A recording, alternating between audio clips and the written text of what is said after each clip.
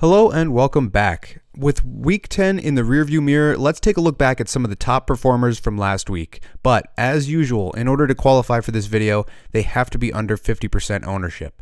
So we'll look at 3 forwards, 2 defensemen, and a goalie, and maybe a guy on an honorable mention or two to highlight some of the best performances from last week. And I'll preface this video by saying that there were 299 goals scored last week. Compare that to week 9 where we had 333 goals, and there's likely to be fewer guys breaking out this week than last week.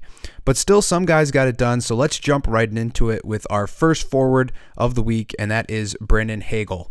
Now, Hagel was arguably the best ownable forward in the league last week. Dual eligible left wing, right wing, 43% owned, and as I mentioned in the line combinations video, the Hagel Point Kucherov line is the number 1 line in the league in expected goals for, but they were scoring about 5 goals fewer than expected, so there was a bit of an anticipation of a breakout, and for Hagel, that came last week. 3 games, 4 goals, 3 assists, 7 points, 1 power play point, and he had a point in each game, which is pretty good consistency as well.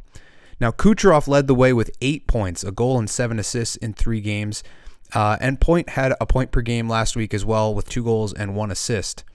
But when you're getting that kind of line exposure, it definitely helps your production in fantasy. And if you look at his player hub on the right, Hagel has been close to elite level in goal production.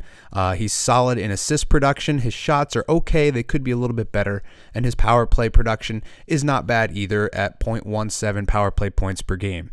Now, Hagel is on pace for 27 goals and 64 points. Both of those would be career highs, and the point total would be a career high by a pretty considerable margin. He's no doubt having his best season of his career, and there may have been some questions around the league when the Lightning gave up Tkachuk, Radish, and 2 first-round picks for Hagel last year, but they saw this potential in him, and when you pair that with his $1.5 million cap hit, it's a no-brainer for Tampa Bay, and it's worked out well so far. For fantasy purposes, this is definitely the year to own Brady Hagel. He's right on the borderline between a season-long hold and a very reliable streaming option. So it depends on your league size. For an 8 to 10 team league, he's a streamer. For a 12-team league, he's kind of on the fence there between the two. But for 14-team leagues, 16, 18, and 20, he's a season-long hold that will probably continue to produce, provided that he keeps this line exposure. Now, the next forward who had a good week last week was Frank Vatrano. Now, Vatrano was the 25th ranked player in category leagues last week, and that was mainly due to his shot volume. You can see it highlighted here, 7, 3, 5, 2 for 4.25 shots per game last week. And on the season, he's averaging 3.09 shots per game, which is still very good, and it puts him in the 93rd percentile in terms of shots. So that's very good, and that is his main party piece. That's what you're going to own him for, is his shot volume.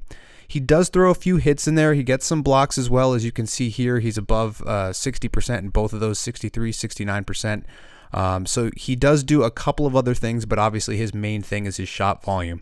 Now, the reason his goal production is so low is his 5.1 shooting percentage. Typically, he's between 9 and 16% shooting. Right now, he's 2 goals below expected according to Moneypuck, and he was 4 goals above expected last year. So if you're in a deep league and you want to grab Vatrano now, you're likely going to own him as he starts to break out and score some goals. If you're in a 12-team league or shallower, he's really not a viable fantasy option. As you see, he only has 13 points in 32 games, unless you're looking for a shooting specialist, which he definitely is. But if you're not looking for that, there are definitely better options available on the waiver wire. But a good week for Frankie Vatrano, nonetheless, with a goal, 2 assists, and 17 shots. Now, our last forward for the week is Filip Chytil, who had 5 points in 4 games, and lately he's been getting very consistent production no matter who they put him with. So previously, the kid line had been put back together. This week, they saw some time together, but also Chytil saw some time centering Panarin and Gaudreau, and he's becoming a play driver in his own right, and he's basically taken over the second-line center role from Vincent Trocheck. Now, his fantasy appeal this year is his dual center right wing eligibility, his ownership at only 11%, and his goal and assist production, as you can see here on the Player Hub. And again, if you want access to this Player Hub, it's available in the Patreon link in the description below. You can find all the players that are currently playing in the league this year. You can find the 21-22 Player Hub as well. But yeah, that's available in the Patreon link in the description below. Now, the way I read these percentages on the player, anything above a 75% is potentially ownable in fantasy. That means he's better than 75% of the league in terms of that particular category. Anything above 85% or so makes them a target for that category, and anything above 90% is elite level. And you can see Chytil isn't elite level in anything. He is targetable for his goal production at 0.3 goals per game.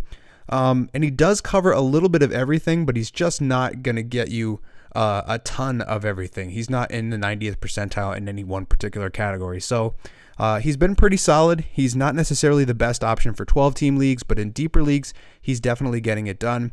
And he covers a little bit of everything. But this brings me to a quick point I did want to bring up. In last week's weekly schedule video, I suggested that you pick up the kid line. The Rangers had a 4-game week that was backloaded with 3 games in the last 4 days of the week. And if you jumped on one of these players, here's how they performed. Lafreniere, 3 assists, a power play point, 7 hits. Kakko, 5 points, 3 goals, 2 assists, 1 power play point, and 7 shots. Filip Chytil, 3 goals, 2 assists, 1 power play goal, and 11 shots. And then on top of that, Jimmy Vesey had 3 goals and an assist. So a lot of guys are getting it done in New York as they're on a 7-game winning streak. But I wanted to highlight this because I had been saying for weeks that the Rangers were well below expected in terms of their goals for production. And with the bump in production from their defense and the kid line getting going, they're now getting a lot more scoring, and thus they are on that 7-game winning streak. So this is another example of how to spot trends in the data. So please don't sleep on those weekly videos. Don't sleep on the analysis videos, because that's where we can find some trends to exploit in fantasy. Now moving on, as we turn to the defenseman getting it done this week, we stay with the Rangers and K'Andre Miller. He's a player that I watch on a regular basis as a Rangers fan, and I absolutely love his game in general. He's one of the best skaters in the entire league. And if you don't believe me, watch his highlight reel goal against the Flyers where he, effortlessly blew by the defenseman, gets tripped up, and then basically hops right back to his feet, dangles the goalie, and scores. Now, he defends really well with his stick and his skating ability. He plays physical and blocks shots, but he's never really been a great fantasy option because he's never been in that upper echelon for any particular category, as you can see from his player hub on the right. So he is ownable in terms of hits and blocks. He gets some assists there as well, 75th percentile, but he's not really above 80 or 85% in any of these one particular categories. In terms of a hits and blocks defenseman, you can find a lot better on the waiver wire. He doesn't get any power play time. The shot volume is pretty low. About 50% means 50% of the league is shooting about as, lower than he is. 50% of the league is shooting more than he is. And the goal production just isn't really there either. With all that said, he had a very productive week as the Rangers have won 7 in a row, as I just mentioned. Last week for Miller, 4 games, 1 goal, 4 assists, 5 points, 5 shots, 11 hits, and 5 blocks. And he did have a 3-game point streak going into last night where he somehow didn't factor into the scoring in a 7-1 win against the Blackhawks. But this week, the Rangers only play twice, and going forward, I wouldn't think of Miller as anything more than a nightly stream, maybe a weekly streaming option in a good week. But he did have an excellent week that we do need to acknowledge in Week 10. The Rangers were struggling earlier in the season, partly due to their defense not contributing offensively, but now they rank 9th in the league in points from their defensemen, which does explain why we've seen Miller have a good week this week. And I mentioned in a previous video, Schneider was hot before this. Trouba's just started to get in on the offense as well. It's just difficult to mine fantasy value out of the rest of the group when they don't see any power play time at all. Now, our last defenseman is a former Ranger, but that's not why he's here. I swear I'm not that biased. But Brady Skjei had a great week in his own right. So 2 goals, 2 assists, 4 points in 4 games, and 2 shots per game, and a few hits and blocks in there as well. Unfortunately, if you look at Skjei's player hub, he's not really ownable for anything other than shot volume. But even there, he's only averaging 2.31 shots per game on the year, and you could probably find better on the waiver wire. But every other category, he's in the 50s to 60s percentiles, which make him unownable in fantasy unless you're in a 20-team league or something. But this does highlight a consistent theme that I stress here on the channel. You got to try to find strong offensive teams for player ads and strong defensive teams for goalie ads, because team success is directly correlated with fantasy player success. So the Canes are 9-0-2 in their last 11 games, and they were 11 points behind the Devils on November 28th. And with their point streak and the way that the Devils have lost 5 in a row, they're now tied for the Metro Division lead. So when a team is this hot, you start to see some depth players starting to produce, and Skjei is a top 4 defenseman for the Canes, but he's not one of their consistent offensive producers. So I wouldn't advise picking him up, nor would I advise picking up Miller necessarily, but both had excellent weeks in fantasy last week, so they deserve a little bit of recognition.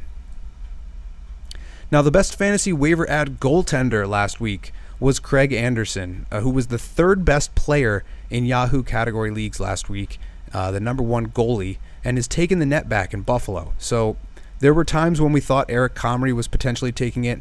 Later, Ukko-Pekka Luukkonen was playing a few more games, but as you can see from the season-long stats at the bottom, Anderson is the option for their starting goaltender with a .922 save percentage at .265 goals against, 7 wins in 12 starts, and these two are just basically not NHL goaltenders at this point with those stats. Now, Buffalo is 23rd in the league in goals against. They're 28th in expected goals against, so a bit above, and a lot of that is because of Anderson.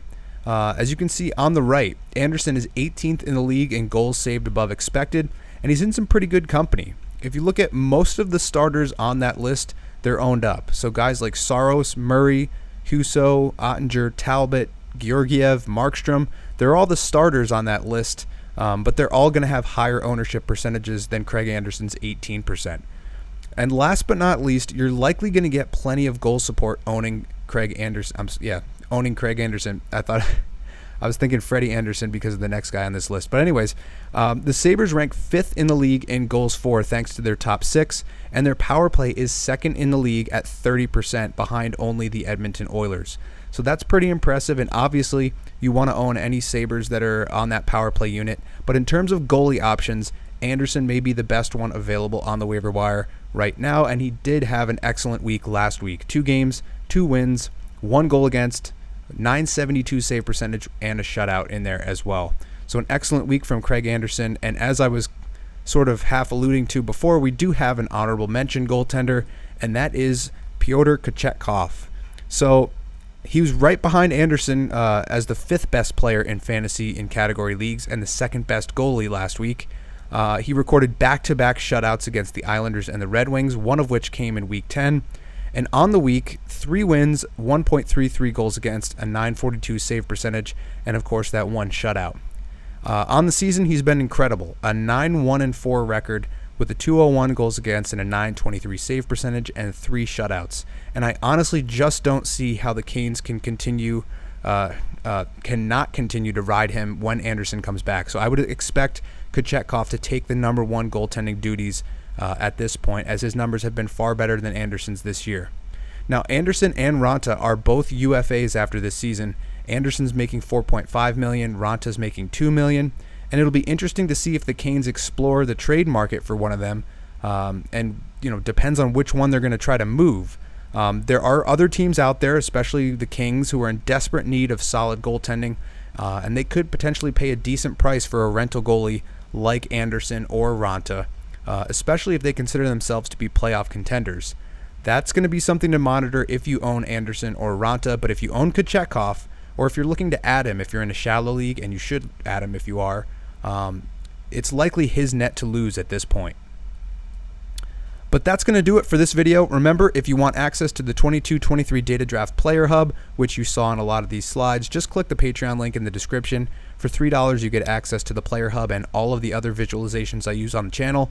And for $5, you get all of that, plus access to our Discord server, where you can ask me specific questions about your roster, potential waiver ads, trade targets, and a lot more. And we also have a very diverse group of knowledgeable fantasy owners who follow different teams, and you can use this resource to gain an advantage in your league and help you win that championship.